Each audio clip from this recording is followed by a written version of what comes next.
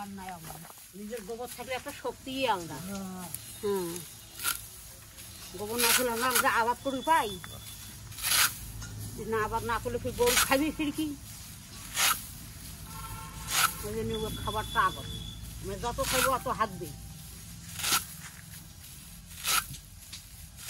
গরু মানুষ বসে থেকে হাত ধরে বাড়ে তো আবাদও হবে, ঠকে হবে এলায়, ওনাকে কড়াই খেবে পরিশ্রম, ওটাই আছে লাভ, ওটাই লোকসান, ওটাই সব কড়াই খেবে। হ্যাঁ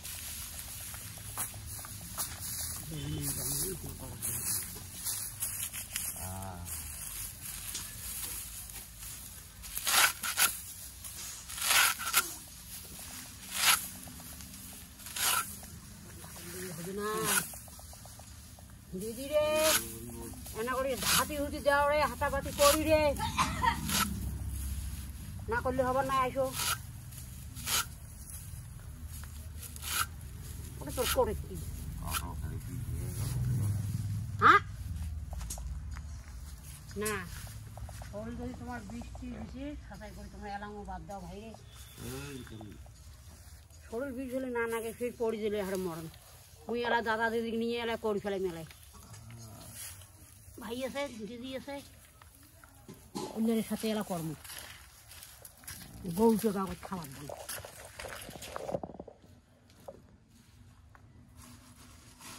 খা এই যে গরু খাবার দিলাম, এগুলো দিয়ে এক দুপুর খাইয়া ফেলে দিয়ে আবার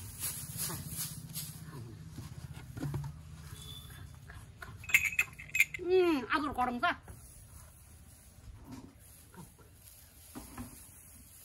জল খাই একটা দিয়ে এলা জোবা খাই, গরু জোবা খাবার ধরিয়ে যদি জল না পায় আর জোবা খায় না।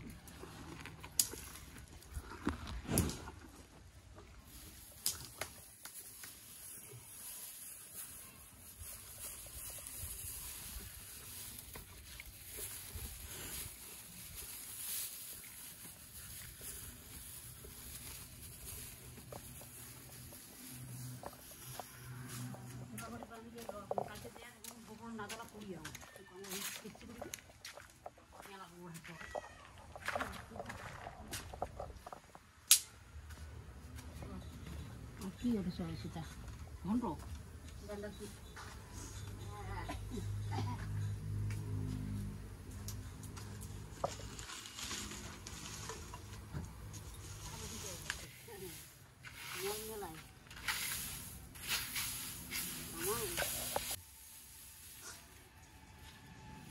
জানিবার ফলে গাওখান থেকে ধরা হয়, ডাঙায় খাইতে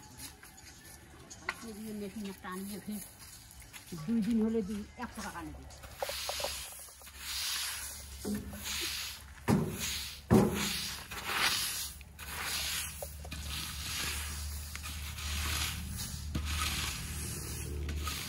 এই ধান বা ইয়ে দিয়ে ধান দিয়ে না হলে হবার নাই, যখন খুব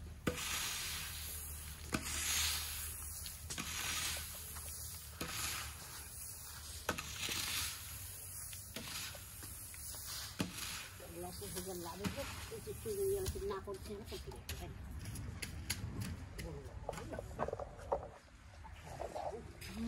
হয়তো বড় ধরনের পুরা ধান গল গল করে গাড়ি নিয়ে পড়ে আর পড়ে পড়ে আর পড়ে একটা টোটো টলি হেরে ভর্তি এত ধান গেল। ওই চাঙাটা আঠিয়ে আমাকে ঢোকা দিল যে ম্যাক করলে, ওই না দিলে তো আমার ধান টান ভিজেই গেল। ভালো পায় সেই পরিশ্রম করে চাঙাটা, হয় মিশে কথা নয় এখন দৌড়ি দৌড়ি করে ধান করছি, ভালোই উপকার করছি। তাই ফিরে হ্যাঁ জড়িত না থাকো